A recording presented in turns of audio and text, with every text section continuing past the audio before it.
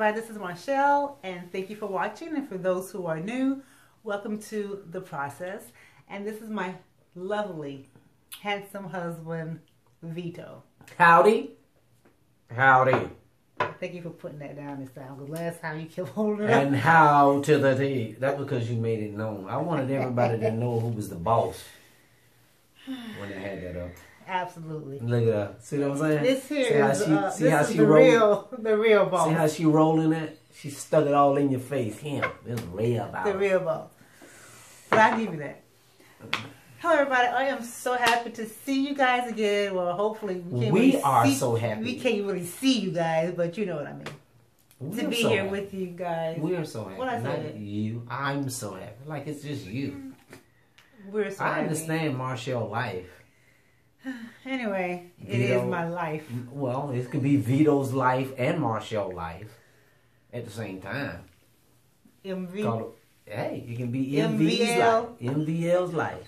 No, not. Oh, I'm sorry. MVL? Yeah. Yeah, okay. MVL. You might want to go back and look at that. Hello, everybody. Thank you again for coming back to Marshall Life with The Process. And Vito. With my husband. And Vito. Her husband. Anyway, today we're going to be talking about... You know, because you really could not have a life without me being the one that be agitating. You got to go to God and just always praying about me because I'm always doing some crazy stuff. It'd be a different life. That's what I'm saying. So really, you're talking about Marshall life. But trust me, it ain't just Marshall life. It'll be a better life. It's Marshall has to go to prayer for Vito all the time in her life. Can we go on? Anyway, today we're going to be talking about influencers. You're a clique, circle of influence, relationships, acquaintances. Yes. All of that jazz in regards to the process and how who you are hanging around could actually affect your process in a good way and a bad way. Yes, most definitely. So we want to just kind of give you a little so insight about not just opposite sex relationships, but the relationships that you enter into or that you are involved in. Who's in your circle? During this time of the process. Who you allowed in your circle. This time out all of that Bull Shhhh. Relationships. We will be back. Stay tuned.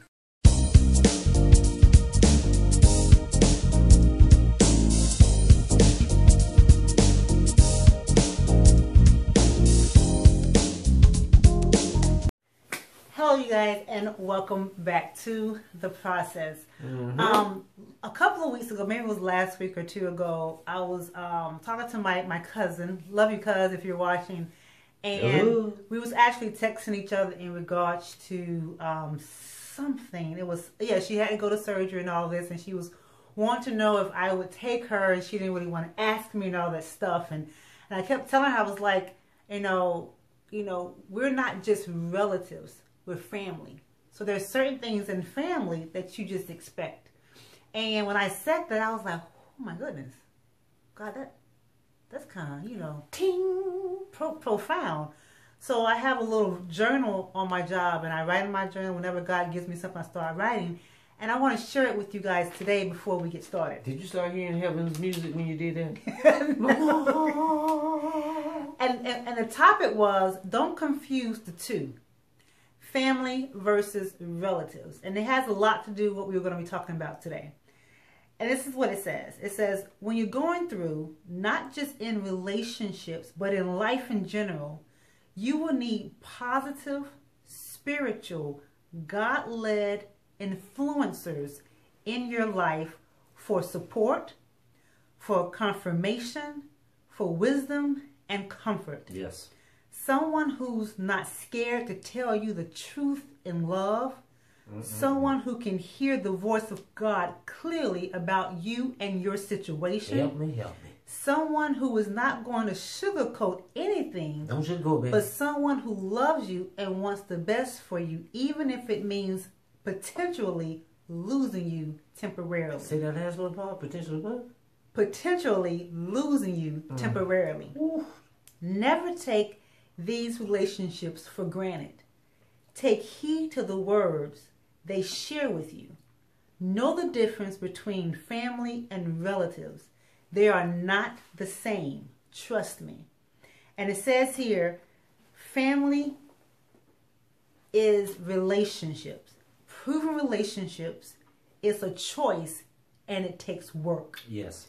Relatives are blood related, no relationship. No work now. Given to you and you didn't have a choice in the matter. Yeah. But the bonus, if you can have a relative that's truly family, they're given to you and it's a choice to make it work.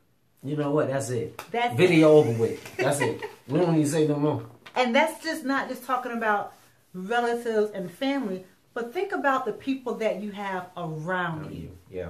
Think about your circle of influence and how when you're on this journey called the process of life and God is the one that's guiding you, be prepared.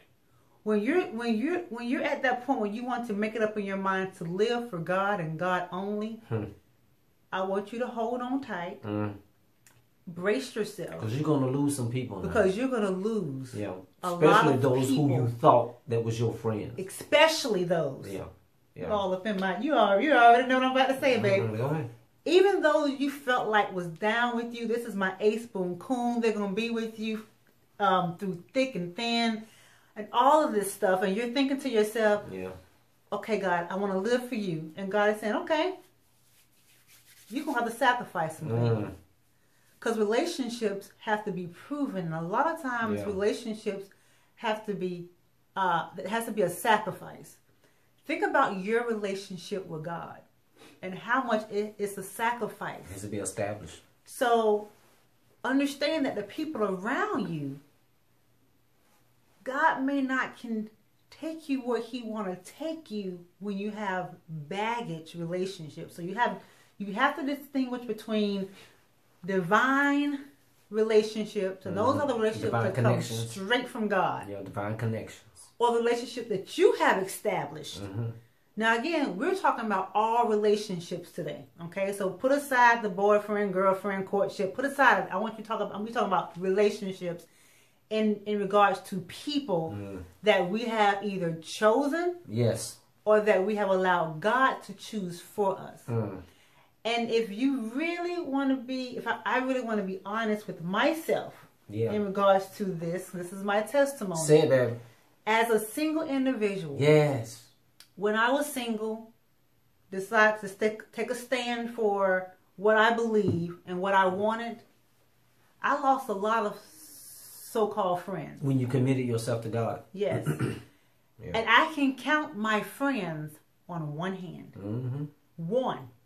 And it may not even be a full hand. And those are the ones who are spirit-filled, spirit-led, will tell you the truth no matter what. They don't care what you think. They love you. You may be mad with them today, but you will love them tomorrow. But it's not a lot of those friends who will do that. Who will stand up for what is right and tell you the truth because they think they're going to hurt your feelings, they're going to lose a relationship, friendship, whatever the case may be. So you have to be very careful when you're single and you're living for God. Be very, very aware. Expect to lose people. And that's a good thing. Because where God is going to take you is higher than you can even probably imagine. And the higher you go, think about an eagle. When an eagle soars, he soars how? By himself. He's alone. And as leaders of God and as disciples of Christ and as we want to live for him, there's a lot of people who are not going to understand. They may have their own relationship with God, but they may be on a different level than you. Don't judge. It's okay. Don't get upset. It's great. Just understand that God has people in your life for a reason. Strategically. And also for a season. It may not be sometimes lifelong relationships. And some of us have been guilty of connecting ourselves even with the opposite sex with someone that was only supposed to be in your life temporarily for a season. And now we have connected ourselves to this person because you could not distinguish between, is this God or is this somebody? Yeah, because you wanted him. The boy looked good. We're not talking about you that. wanted him. That's why. You can't distinguish why, because you hot. You want you a man. So when I was single, I had acquaintances. I had associates that I would hang around. I didn't. I had people where I knew it was only for a season. I knew it was temporary. I knew it was, you know, they were here to maybe teach me something, or I teach them something, or whatever the case may be. You know that? I didn't know that. I just knew. Please. Hey, you my friend. You my friend. Hey, you like, come on, bud. You my friend. Come on, bro. I'll take everybody. I was very careful who I called my friend. I wasn't. And we have to be very careful who we call our friend, because everyone you think's your friend. Yeah, they're not. They're not. They're not. They're not. And they're not going to tell you that. Because you thought that they were your friend, so you adopted them as your friend. But they didn't adopt you as their friend. Let me share something with you. High maintenance. I don't do well with high maintenance relationships. Never have. To the day I don't. The kind of relationships I believe, this is Marshall, kind of relationships I believe God wants us to be connected to are those that if you don't talk to them for a month, a day, year, it doesn't matter, because you're so connected in the spirit that when you do talk, it's as if you never skipped a beat. Right. Those are the kind of relationships you want. You don't want those relationships where you have to talk to the person every single day. Right. I'm like, are you kidding me? I'm a grown behind woman. Right. And you want to, talk every single day. I got a life. Yeah. Marshall's life. To attend to. Do you hear this? But when you need me, I'm there. Right. Love you. Trust me, I do. I have long distance relationships right now. I know if I call them up and if I need something, they'll take me in. No questions about it. Do we talk every day? No. Do we see each other? No. But there's a connection in the spirit. And that's what we need to understand. A lot of times we have established relationships on our own. And then when we're going through things, we're going to go and talk to the people that we established for ourselves to give us God-led information, confirmation. That doesn't work. You can't expect a fleshly relationship to give you spiritual advice. Wow. Selah. Think about it. Hold on, I'm thinking. Wait. You cannot expect fleshly relationships to give you spiritual advice. It doesn't work that way. Because the spirit and the natural doesn't mix, baby. Absolutely does not. And the carnal can never understand the things of the spirit. That's right. Because the word of God says that the natural man receiveth not of the things of the spirit of God, for they are foolishness unto him. Neither can he know them, because they are spiritually discerned. Baby. When I was single, I had a couple of people who played a very important role in my life. And I don't even think they even realized how impactful they were. It may have just been a season, but there's a lifelong connection that will always be there. Then God will send people that will be there with you tangibly all the time, if that's the case, because I had one person. Right. One person that I can say she was there from the time that we met until today. And is she still there? And still around. Yeah. Still talk. Our roles may have changed because now she's single and I'm married. But the relationship is still connected by God. Yeah. That has not changed. It never does. And those that I was actually connected with, they're out of town, they're married, but there's still a connection. But again, I don't have a lot of those. So when God is about to take you to another place, don't be upset when people gradually move themselves out of your life. That's God doing that now. Let them. Yeah. Yes. That's God doing it. He's removing them for a reason. It's like playing checkers. You got a chess or whatever. You got to kind of make a move here and there to kind of clear some things away to kind of bring things in. Because remember, his objective is to get you lined up. Get you lined up and get you prepared for what he's about to do. Right. He's about to send that mate, send that husband, send that wife. He has to strategically remove those individuals who you chose to be your friend. Right. You know, and you kept them around completely when God could have said, no, I just wanted them in your life for a season, but because you didn't pray, you didn't ask me, why are they in my life? You know, you have to do these things. But God is strategically doing it. And don't get upset because he's doing it for a reason, because he knows exactly where your heart is going to be, because sometimes we can use people for a crutch. Right. And because we don't want to be lonely or by ourselves. You know, we can use it for a crutch because we're so used to being with them. We so used to, you know, going out with them. You know, we're going to do this. We're going to have fun. God said, I want you. And God is like, no. I just want you. And this is the time where now I need you by yourself. And this is the time where now I need for you to kind of cut. And see, a lot of times what you don't understand is that confusion that you keep saying is the devil between you and that friend, it could be God allowing that for a reason. See, baby. God, you keep saying, well, God is not the author of confusion. And I know that me and you supposed to be best friends for the rest of our life. Who told you that? You know, did God tell you that? No, that's you. You want that. Why? Because that's like a crutch.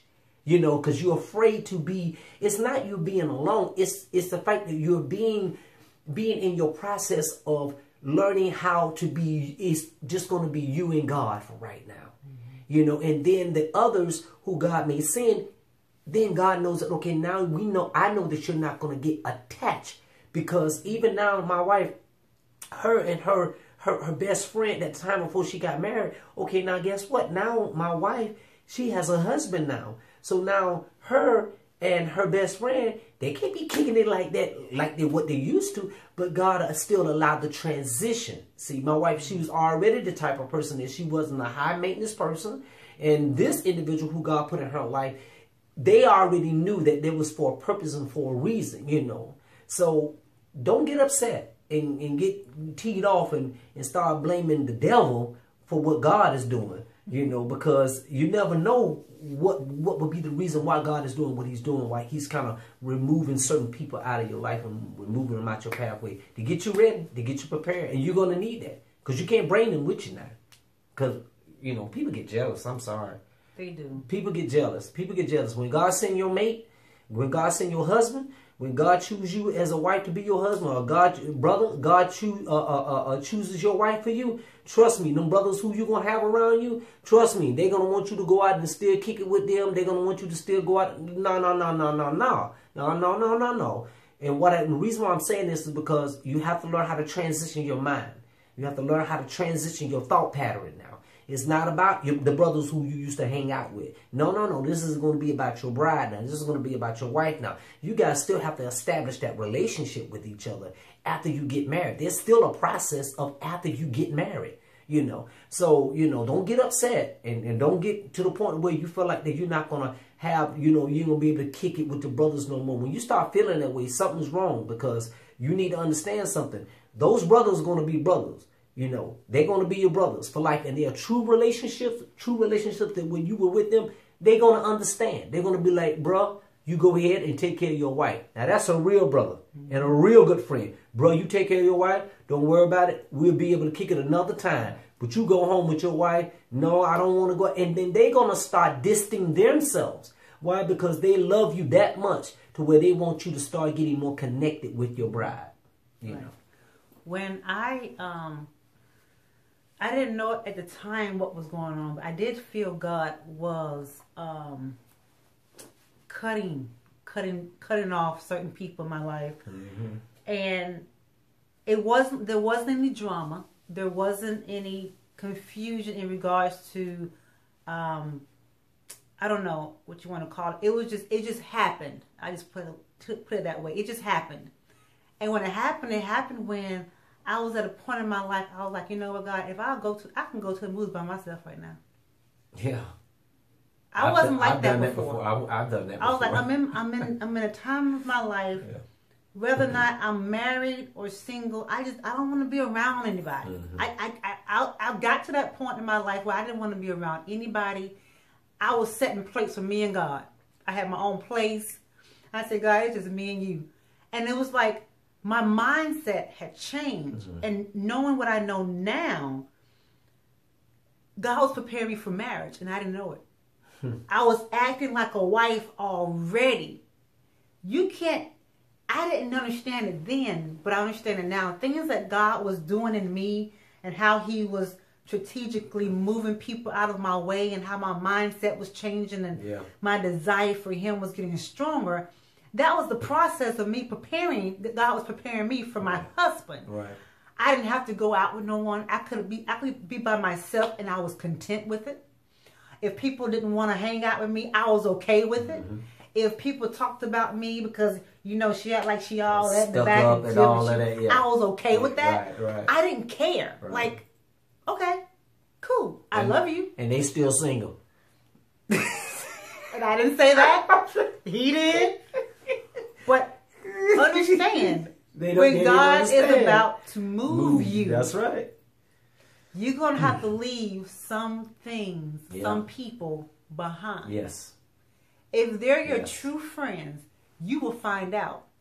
Because when God starts positioning you in this process of yours, preparing you for whatever it could be, you're going to find out people's true colors. I don't know how to say it. But you know what, though? Also, if you want to flip it, you can also put it like this.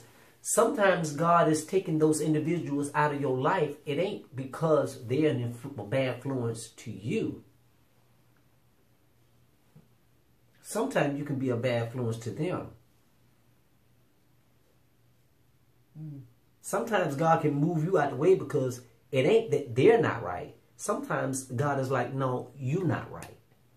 I need you alone because I really need to do some things in you. When we start thinking that, when we start thinking that, well, no, it's because of them and God, okay, no, now you kind of like really, you kind of sticking your chest out now. Now you kind of sticking your nose up now. Now you walking like you got it going on. And really, in actuality, when God moves you out the way, he's trying to get you right. That means because you ain't right. Right? So he's moving them out the way. And I always say this, in your process, there's a beginning, there's a middle, and there's an end. There's a beginning, and there's a middle, and there's an end. And when you're talking about, him moving people, strategically and moving them out the way, and what he was doing with you, you was at your end, you was at your end. And that's the last part of your process. Now he's kind of shining you up now. He's getting these people out of your way. It's not the fact that you wasn't right or wrong. It's the fact, no, he needed you by yourself. Right. So take what we have said, and hopefully it will kind of give you a little bit of insight of who's in your circle. And a lot of times, you don't need the drama. You don't need the Bull Shhhh relationships that may be hindering you from your process. Right. Okay, so if it's Bull Shhhh, let it go. Let it go. Right. And it is now. Because it's the drama. Yeah, it's the drama. It's the high maintenance relationships. It's juvenile issues. It's childish. Right. They don't have the same vision. Right. They don't have the same desire. Like if you say, and see, be careful what you tell them. And my wife, we were talking the other day. Was it the other day? Yesterday? Or was it today? On the phone? Was on the phone today? When I was saying a lot of times we tell the enemy our weaknesses. That was today. We tell the enemy our weaknesses. We give him the leeway and see, the enemy doesn't have power. We give him all the information. We give him the information to use against us. That's the power that he has. We give him all the ammunition, everything. All the guns. And how does he get it? How does he get it? Through us opening up our big old fat mouth with this old crazy tongue that we have, and we spill and give information, secret information that only you and God really should be talking about. not you talking to so-called friends. So a lot of times you're giving your information, your personal desire, personal passion, or even your type of, desire, what type of man, what type of husband you desire. You are talking about these things in the midst of the individual who you think is your friend, but really actually it's the enemy sitting back and saying, okay, I know exactly what they like. That's how he knows. So we have to be very careful who we share our intimate thoughts and desires. Very careful. You need to ask God, I want relationships that you develop. Yes. And any relationship that's not of you, remove it from my life. Those are the kind of prayers you should be praying right now. Right now. In God, your process. if anybody's in my life that ought not to be, remove them. Right now. In love. Yes. In Jesus' name. That's right. And you're going to see it's going to happen now. You're going to be, oh my God. And it's going to be the people you at least expected. Least. You can be like, what the what? Yeah. Yes, that's what the what. Yeah. Okay, so when you ask God, I want you to connect me to who you want me to be with. And I'm talking about in relationships to help me to help me through this ride. Yes. Who you chose for me to help me. Two is better than one. You're going to need someone in your circle. But you don't need a whole lot of people in your clique. No. There's no cliques. Yeah. Yeah. You don't it's need divine intervention connections that you want. That's right. And if it's just one, that's all you need. Yeah. All the rest of them, acquaintances, associates, great. Yeah. Sisters in Christ, brothers in Christ, great. But it's intimate relationships, you won't find a lot of them. And a lot of times, you're only going to find them on one hand. Trust and believe. And stop thinking that the people that you are connected with,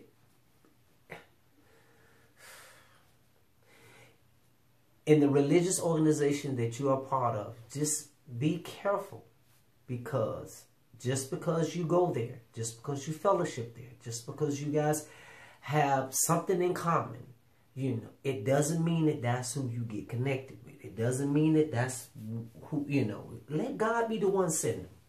You're going to know when God sent them, because he's going to be a person who you like. But don't let religion keep you from your blessing. Exactly. A lot of times we have put God in the box. I'm glad you said that. Thank you. And we said, I want my husband to be in ministry. We want my husband to be a preacher. We want my husband to be, this and that. And we have not yet went to God and said, God, what will you have my husband to be for me? And whatever that is, put that in me so that I may desire what you would have me to desire. So don't allow religion to keep you from your blessing. That's right. I have seen it so many times where people are still single today because they have just put God in this box. And this, if God can't send my husband and they don't come to this particular place of fellowship, and if they don't have a particular position, then they can't talk to me. Okay, stay single. Okay, you don't want to be married because your prayer should be, God, thy will be done. Not my will. And God is not going to send you mess. He's not going to send you someone that's not equipped for you. You should be asking for God to send you a man or a woman with a relationship with God. That's not a religion, people. That's it. Not a religion. That's it. Not a religion and involved in this and that. God, I want a man. I want a woman who has a deep chosen for me, relationship with you that you have strategically, divinely created just for me. And I guarantee you won't go wrong. For God resists the proud, but he gives grace to the humble. God resists the proud, but he gives grace to the humble. A proud person is a person who does not want what God has for them. They choose who they want to be with, or they choose what they want, and then they tell God, no, this is what I want. So God is like, no, no, no. God resists the proud, but he gives grace to the humble. A humble person who's willing to receive who God has for them. That's what she's trying to say. If you got in your mindset that I want this person to be a part of this, I want this person to be the preacher, I want him to be the minister, I just believe in the prophecy. No, no, no, no, no, no, no, no. just like what she said, you should want what God has desired for you to have. And he is going to be a child of God. It ain't going to have nothing to do with no religion. He's going to know God, not based on your standards of what he should or what you think he should be doing in order for him to convince you that he is a child of God. No, if he's repent, he's received Christ as his Lord and personal Savior, according to the word, he's saved. Because there's a lot of people who have done that and they wish. Yeah. Going through divorces and going through HE double hockey sticks right now, but they're involved. Yeah. They're preaching. Right. They ministering. Yeah. Yeah. But the home is jacked up. Because God wasn't The wife is unhappy. Yeah, exactly. The husband is frustrated. That's right. That's right. So but they are looking at you. Yes, but please be careful about that. It's okay to write the vision. Right. Because I did that. In my book, I wrote what I wanted. There's nothing wrong with that. But I had to start praying and say, God, what will you have for me? Yeah. And I started writing what I believe God was telling me in the spirit. He said, Vito. And honestly, when I did that, the things that God was telling me to write about my husband, it came to pass. And the things that didn't come to pass, it didn't even matter. It was minor. So it's okay to write the vision, but make sure your vision is coming from God and not from you. Yes. Okay? So we love you guys. Thank you again for watching. And we want to also just kind of send our condolences out to those who were affected by the hurricane. Yeah, that's what I was going to do earlier and I forgot. And for those who have lost loved ones in the Hurricane Irma, we are... And Harvey. Oh my gosh. Yes, and Harvey. Our prayers go out to you, those who are experiencing damage, injuries, material loss, homelessness, flooding. We're in Florida, so we just went through our Hurricane Irma. Yeah. Irma just came through our little city. Right, and our family was able to be a blessing because our family was able to evacuate here where we were to kind of get away from the evacuation zones and the flooding. So our prayers go out to all of you. Yeah. We do not take it lightly. Just because we didn't get any damage doesn't mean we cannot pray for those who did. So we do not take that lightly or for granted. So our love go out to you, the victims, and everyone else who are involved. We do love you guys. And thank you again for watching. Thank you for supporting us in this channel. Yes. Again, we love your comments. And I just want to really say, we need you guys to continue to keep us in prayer. Please. We do pray for you. Yeah. Believe it or not, we pray for everyone who watch, who comments, who subscribe. So we put you all in this prayer, and we ask God to meet every need and to answer every prayer. Yeah.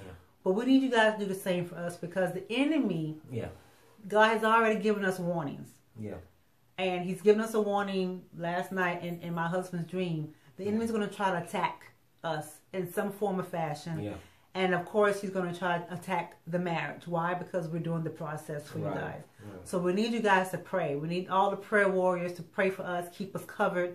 Because what we're doing, the enemy doesn't like it. Yes. The more people that's impacted by God's testimony through our life, the more he's strategically trying to. But he's not going to accomplish anything because no weapon that is formed against us shall prosper. So we have the victory, but we still need you guys to continue to pray. Yes, we do. In this victory in advance. Yes, and we are not too proud to beg. No. Please, please.